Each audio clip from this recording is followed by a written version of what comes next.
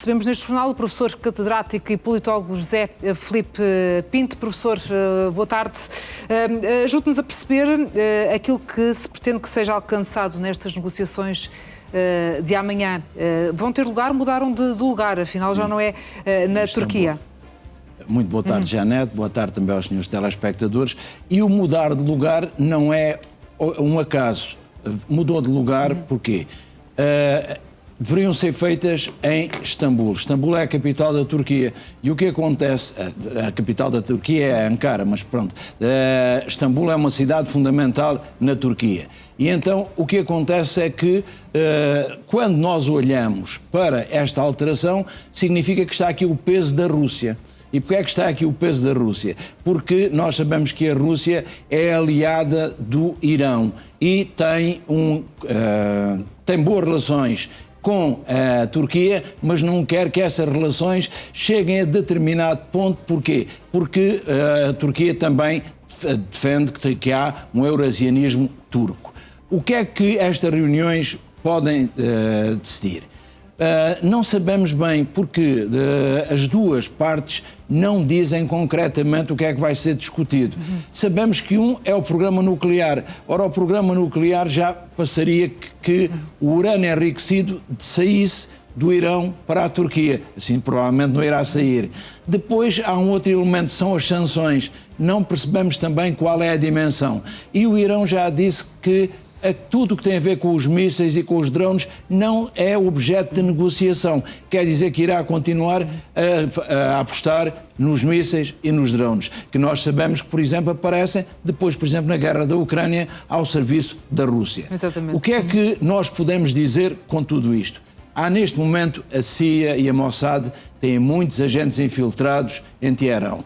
E como têm muitos agentes infiltrados em Teherão, percebe-se que há informações e julgo saber que há um plano secreto do Irão para explotar uma guerra com os Estados Unidos. Ir para as negociações, mas tentando que haja um conflito. E um conflito, o Irão tem 5 etapas ou 5 fases neste processo. 2 delas nós já sabemos quais são. Uma delas, portanto, que provavelmente será a primeira, vai para negociações. Mas quando vai para negociações para que essas negociações não conduzam a um ponto de equilíbrio. E não conduzindo a um ponto de equilíbrio, aí o Irão poderá atacar com os seus mísseis de curto e médio alcance as bases americanas. Mas mais do que isso, quer outra vez o controle do Estreito de Hormuz. Não é por acaso que nós tivemos, os portugueses tiveram sempre, quando foram à Índia, perceberam que precisavam de controlar o Estreito de Hormuz, devido à sua importância. Naquela altura não era petróleo nem gás natural, pois eram outras mercadorias, eram outras especiarias. Os tempos eram outros. Os tempos eram outros. Nós percebemos hoje claramente que aqui o Estreito de Hormuz é fundamental. E o que é que o Irão está a tentar? Está a tentar liderar a ordem islâmica. E para tentar liderar a ordem islâmica, precisa de criar aquilo que se chama o caos na região do Médio Oriente.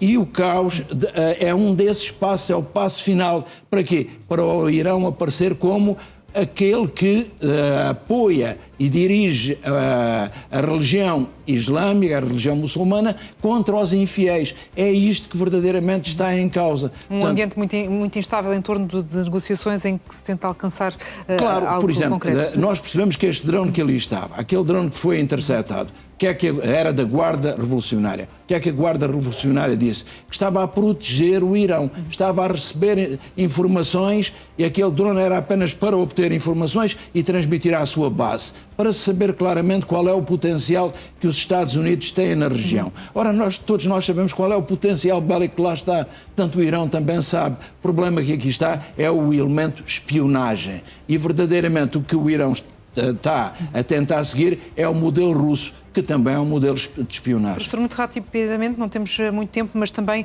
um ponto de situação sobre as negociações. Falamos também de negociações, mas neste caso em Abu Dhabi, no âmbito da Ucrânia, apesar de haver sinais positivos, foi essa a informação que surgiu por parte dos diferentes intervenientes, Zelensky a perspectivar uma paz num período apenas de 1 ano. Pois, e esse é que é o problema.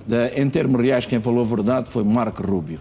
Marco Rubio, nós passámos o tempo, há 90% já está atingido, 95% já estamos todos de acordo, e eu disse sempre que o importante era saber o que é que faltava para estarmos de acordo. E Marco Rubio foi muito claro, disse, tenho boas e más notícias.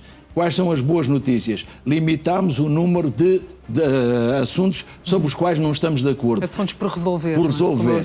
Qual é a má notícia? É que o que falta resolver é o que é o mais importante. E o que é o mais importante são as concessões territoriais e é também a questão dos aboriges.